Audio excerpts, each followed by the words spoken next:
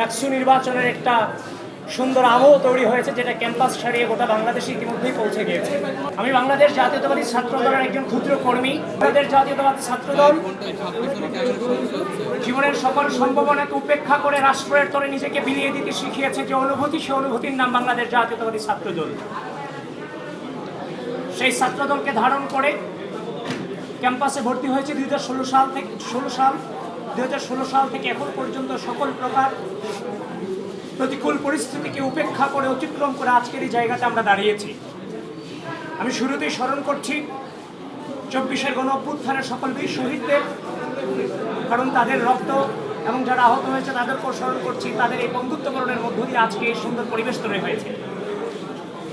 তো আমি ঢাকা বিশ্ববিদ্যালয়ের শিক্ষার্থী হিসেবে ডাকসু নির্বাচনের যে মনোনয়ন ফর্ম বিশ্ববিদ্যালয় প্রশাসন ছেড়েছে, আজকে সেটার শেষ দিন। আমি আমার মনোনয়নপত্র গ্রহণ করেছি। আমার সংগঠনের নির্দেশ অনুযায়ী একজন কর্মী হিসেবে আমি আমার মনোনয়নপত্র নিয়েছি। এখনো পর্যন্ত বাংলাদেশ জাতীয়তাবাদী ছাত্র দলের প্যানেল প্রকাশিত হয়নি, নির্ধারিত হয়নি। বাংলাদেশ জাতীয়তাবাদী ছাত্র দলের কেন্দ্রীয় নেতৃবৃন্দ এবং বাংলাদেশ জাতীয়তাবাদী ছাত্র দলের সাংগঠনিক অভিভাবক জনাব তারেক রহমানের নির্দেশে খুব দ্রুতই হয়তো আপনারা সে প্যানেল দেখতে পারবেন। আমার সংগঠনের ক্ষুদ্র কর্মী হিসেবে জাতির এই ক্রোশাল মোমেন্টকে আমরা লিড করেছি। আমরা এই সময়টাতে এই জেনারেশনে যারা ছাত্র রাজনীতি করেছি, রাষ্ট্রের ক্রোশাল মোমেন্টকে লিড করেছি। ডাকসু কোনো শুধুমাত্র ঢাকা বিশ্ববিদ্যালয় ম্যাটার নয়, ডাকসু নির্বাচন গোটা বাংলাদেশের ম্যাটার। সুতরাং এই ক্রোশাল মোমেন্টকে লিড করার জন্য আমরা এগিয়ে এসেছি, ফর্ম তুলেছি। আমার সংগঠন আমাকে যে জায়গায় দিবে আমি সেই জায়গায় সংগঠনকে লিড করব। সুতরাং আপাতত বলতে পারছি না আমি কোন পদে লড়াই করি।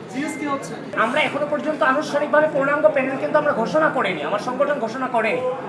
আমার সংগঠন নির্দেশনা দিয়ে দিচ্ছে প্রত্যেকের মতো করে আপনারা যারা নির্বাচন করতে চান আপনারা ফর্ম তোলেন। আপনারা ফর্ম তোলার পরে সে অনুযায়ী আমরা মনোনয়ন প্রদান করব। সুতরাং এখানে তো বিভক্তির তো প্রশ্নই আসে না, এটা অবান্তর প্রশ্ন। আমরা যে সময়টাতে ছাত্র রাজনীতিতে এসেছি সে সময় কিন্তু কোনো কিছু পাওয়ার ছিল না, সেটা কিন্তু আপনারাও জানেন। তাহলে রাজনীতিতে কেন এসেছিলাম? রাজনীতিতে এসেছিলাম আওয়ামী রাজনৈতিক অপসংস্কৃতিকে ঘৃণা করে, সেটার এগেনস্টে একটি সুষ্ঠু নতুন রাজনৈতিক বিনির্মাণের উদ্দেশ্যে আমরা টানা লড়াই সংগ্রাম করে গিয়েছি।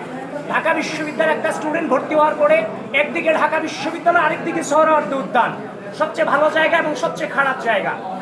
তো সুতরাং একটা স্টুডেন্টকে ঢাকা বিশ্ববিদ্যালয়ের পড়াশোনা, গবেষণা, রেজাল্ট, সহশিক্ষা, একজন শিক্ষার্থীকে পরিপূর্ণ ব্যক্তিত্ব সম্পন্ন এবং দেশপ্রেমিক হিসেবে গড়ে তোলাটাই ছাত্র রাজনীতির প্রধানতম কাজ।